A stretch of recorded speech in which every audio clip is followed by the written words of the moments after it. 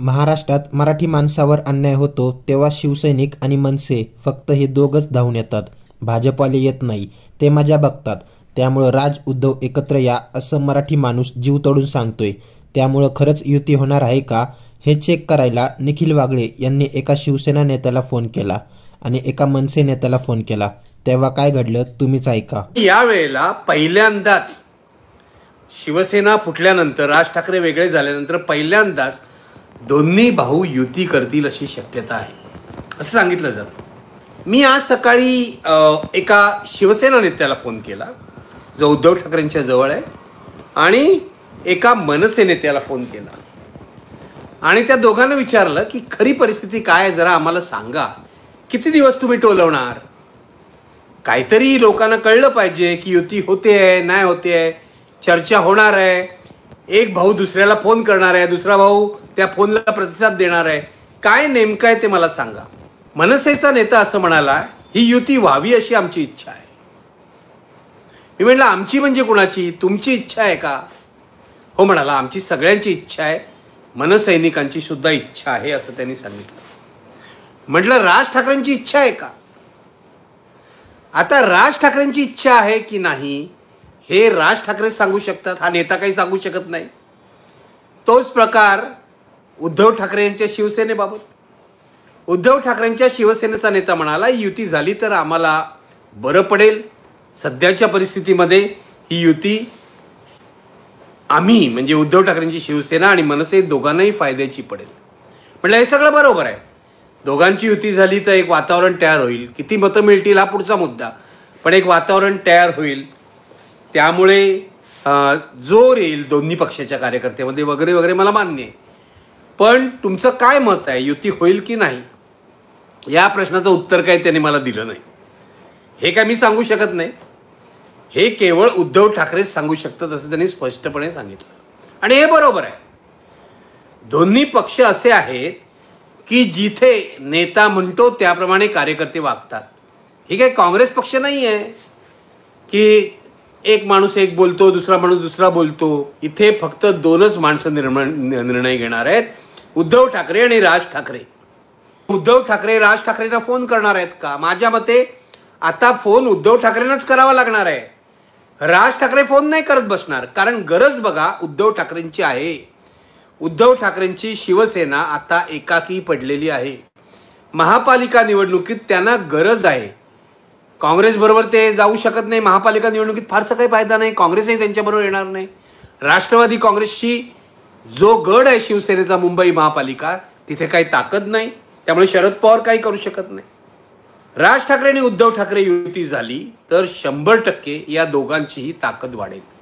लक्षात घ्या, 233 वॉर्ड्स आहेत महापालिकेमध्ये. 233 नगरसेवक निवडून येतात. यापैकी 110 ते 120 जागांवर मराठी मतदारांचा प्रभाव आहे. लक्षात घ्या, मुंबईमध्ये मराठी माणसाचा टक्का कमी होतो आहे, हे सत्य आहे. आपण असं धरू 28%. 28% माणसं मुंबईतली जरी मराठी असली तरी उरलेली सर्व माणसं ही अमराठी आहेत. म्हणजे अमराठी माणसांची बहुसंख्या आहे मुंबईमध्ये, हे आपल्याला लक्षात घ्यायला पाहिजे. फक्त ही उरलेली जी मराठी माणसं आहेत, अमराठी माणसं आहेत, ती एकत्र नाही आहेत. त्यामध्ये उत्तर भारतीय वेगळे आहेत, बिहारी वेगळे आहेत, त्यामध्ये राजस्थानी वेगळे आहेत, त्यामध्ये साऊथ इंडियन्स वेगळे आहेत. त्यामुळे ती एक गठ्ठा मतं नाही आहेत. मुंबई महापालिकेवर शिवसेनेचा भगवा जो काही इतके वर्ष फडकलेला आहे, 25 वर्षाहून अधिक काळ, तो मराठी माणसांच्या मतावर फडकलेला आहे. लक्षात घ्या, 233 पैकी 120 जागा लक्षात घ्या या सोडल्या मराठी माणसाचं प्रभुत्व असलेल्या, तर बाकीच्या जागांवर अमराठी माणसांचा प्रभाव आहे. तिथून अमराठी नगरसेवक निवडून येऊ शकतात. म्हणजे तिथे भारतीय जनता पक्षाचा प्रभाव आहे. उद्धव ठाकरेंना कुणीतरी आपल्या बरोबर यावं, कुणीतरी आपल्या बरोबर युती करावी याची गरज वाटते.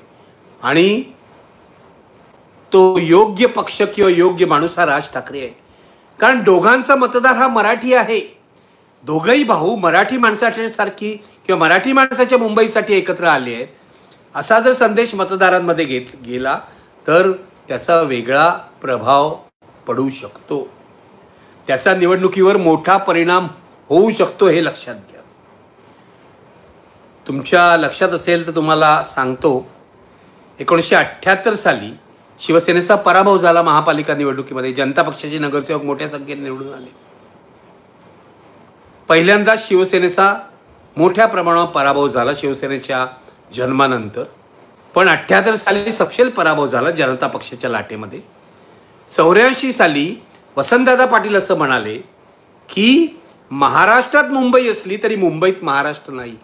या विधानाचा मराठी माणसावर मोठा परिणाम झाला आणि मुंबईत शिवसेनेला पुनरुज्जीवन मिळालं, हे लक्षात घ्या. आजही मुंबई मराठी माणसाची राहणार की त्याच्यावर गुजराती पगडा बसणार हा चर्चेचा विषय आहे. मराठीचा मुद्दा या महापालिका निवडणुकीत महत्त्वाचा ठरणार आहे, हे लक्षात घ्या. त्यामुळे उद्धव ठाकरे आणि राज ठाकरे एकत्र आल्यामुळे त्यांची मतं किती वाढतील हा महत्त्वाचा मुद्दा नाही, त्याचा जो भावनिक परिणाम होईल तो महत्त्वाचा मुद्दा आहे. खूप मोठा परिणाम होईल. मुद्दा असा आहे, जर शिवसेना आणि काँग्रेस एक येऊ शकतात तर राज आणि उद्धव यांना एकत्र येऊन समोरासमोर बसून चर्चा करायला काहीच हरकत नाही. राजकारणात काहीही घडू शकतंय. Anything is possible in politics, हे लक्षात घ्या. राज ठाकरे आणि उद्धव ठाकरे जर मुंबईत एकत्र आले त्याचा परिणाम ठाण्यात सुद्धा होईल, पुण्यात सुद्धा होईल, नाशिकमध्ये सुद्धा होईल, याविषयी काही शंका नाही आहे. म्हणजे चार महानगरपालिकामध्ये याचा मोठा परिणाम होऊ शकतो. शिंदेची शिवसेना या ठिकाणी जवळजवळ नॉन प्लस होईल. मग अडथळा कोण आणताय या दोघांच्या युतीमध्ये? तर अडथळा भाजप आणेल, अडथळा शिंदे आणतील, हे लक्षात घ्या. राज ठाकरे आणि उद्धव ठाकरे यांची युती होते किंवा दोघंही युतीबाबत सकारात्मक आहे असं म्हटल्यावर भारतीय जनता पक्ष राज ठाकरेंना वेगळी काही ऑफर देऊ शकतो, पडद्यामागे काही आमिष दाखवू शकतो. शिंदेही राज ठाकरेंना काही ऑफर देऊ शकतात. लोकसभा निवडणुकीच्या वेळेला अगदी राज ठाकरेंनी अमित शहाची दिल्लीत जाऊन भेट घेतली तरी भाजप काही मनसेशी बरा वागलेला नाहीये हे राज ठाकरे विसरले असतील असं मला अजिबात वाटत नाही. उद्धव ठाकरे आणि राज ठाकरे यांची युती होऊ नये म्हणून भाजप प्रयत्न करेल. भाजपचा सर्वे जरी दाखवत असला तरी फारसा परिणाम आमच्यावर होणार नाही. तरी भाजपला माहिती आहे याचे भावनिक परिणाम होणारच आहेत. मराठी माणसाचं बळ वाढणार आहे आणि मुंबईत मराठी माणसाचं बळ वाढलं तर त्याचा प्रत्यक्ष अप्रत्यक्ष परिणाम हा भाजपवर होणार. भाजप हा अमराठी माणसाचा पक्ष आहे, पहिल्यापासूनच तो आहे. भाजपला कोणी मराठी माणसाचा पक्ष म्हणून ओळखत नाही, तर अमराठी माणसाचा पक्ष आहे. तेव्हा भाजपला अमराठी मतांवरच लक्ष केंद्रित करावं लागणार. ही भाजपसाठी, महाराष्ट्रातल्या भाजपसाठी काही बरी गोष्ट नाही आहे, लक्षात घ्या. पण कोणत्याही प्रकारे त्यांना महापालिका जिंकायची असल्यामुळे ते काहीही पवित्रा घेऊ शकतात, काहीही पवित्रा घेऊ. शिंदेंची तर गयावया परिस्थिती आहे. जर दोघं भाऊ एकत्र आले तर आमची खरी शिवसेना आहे, आम्हाला निशाणी मिळाली, आम्हाला नाव मिळालंय, या प्रचाराला काही अर्थच राहत नाही. दोन्ही भाऊ पहिल्यांदाच एकत्र आलेले आहेत. आम्ही मराठी माणसं या दोन भावांना मतं देणार असं मराठी मतदार म्हणू शकतात भावनिक लेवलवर, हे लक्षात घ्या. शिंदेंकडे पैसे आहेत. आता माजी नगरसेवक जे आहेत जवळजवळ 80-90 पैकी 50 नगरसेवक शिंदेंकडे गेलेले आहेत. हे पैशाच्याच लोभाने गेलेले आहेत, हे लक्षात घ्या. हे काय मोठं तत्व म्हणून गेलेलं नाहीये, पैशाच्या लोभापायी गेलेले आहेत. उद्धव ठाकरेंकडून आपल्याला कोणतीही आर्थिक मदत मिळणार नाही, शिंदेंकडून ती मिळेल म्हणून ते गेलेले आहेत. तेच शिंदेचे उमेदवार असणार आहेत. पण राज आणि उद्धव एकत्र आले तर शिंदे नॉन प्लस होतात, हे आपल्याला लक्षात घ्यायला पाहिजे. त्यामुळे किती आपण टक्केवारीच्या हिशोबात मोजलं की नाही उद्धव ठाकरेंना इतकी मतं मिळतील, राज ठाकरेंना इतकी मतं मिळतील, हे टक्के काय फार मोठे नाही आहेत. तरी माझ्या मते टक्केवारीपेक्षा भावनिक परिणाम मोठा आहे आणि त्याचा मोठा इफेक्ट, प्रभाव प्रचारावर दिसणार आहे, हे लक्षात घ्या. त्यामुळे महाराष्ट्राच्या दृष्टीने, मुंबईच्या दृष्टीने राज आणि उद्धव यांची युती अत्यंत महत्त्वाची आहे, अत्यंत महत्त्वाची आहे. जर ह्या दोघा भावांनी शहाणपण दाखवलं, संयम दाखवला, अहंकार विसरले, तर पुन्हा एकदा महाराष्ट्रातल्या मराठी माणसाच्या राजकारणाला वेगळं वळण मिळू शकतं. मी पूर्वी तुम्हाला सांगितलंय, ही युती होणं मराठी माणसाच्या दृष्टीने सकारात्मक आहे. कारण भाजप मुंबईवरचा मराठी माणसाचा ठसा पुसून काढायला निघालेला आहे, 100% पुसून काढायला निघालेला आहे.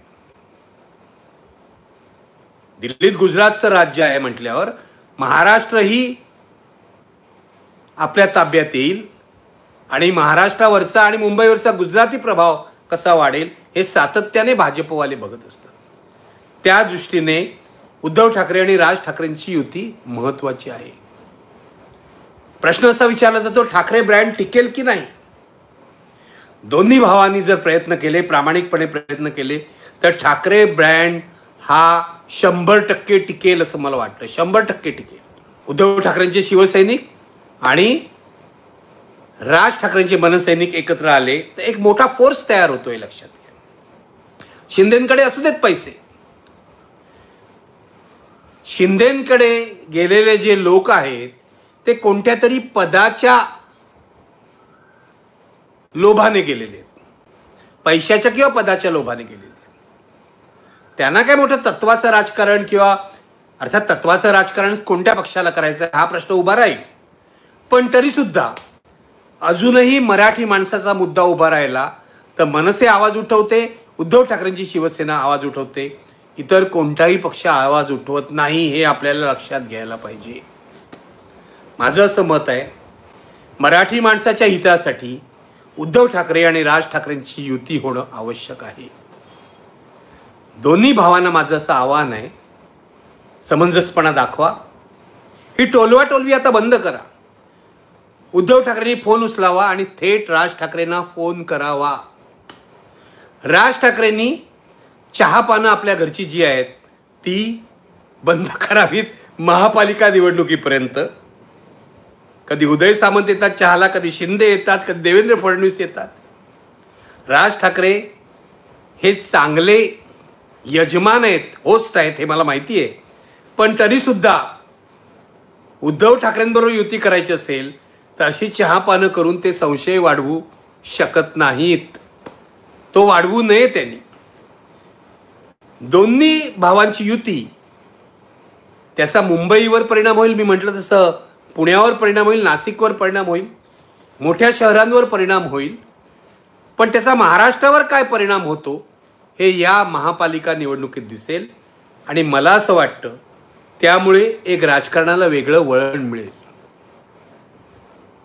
ही संधी उद्धव ठाकरे आणि राज ठाकरे यांनी फुकट घालवू नये अशी मराठी माणसाची इच्छा आहे. बघूया काय होतंय, आपण बघायचं. इतके दिवस चर्चा चालली आहे, आज थोडीशी पॉझिटिव्ह गोष्ट दिसते, सकारात्मक दिसत आहेत सगळे लोक. शुभेच्छा देऊया आणि वाट बघूया कधी युती होते आणि पुढे काय काय होतं यावर.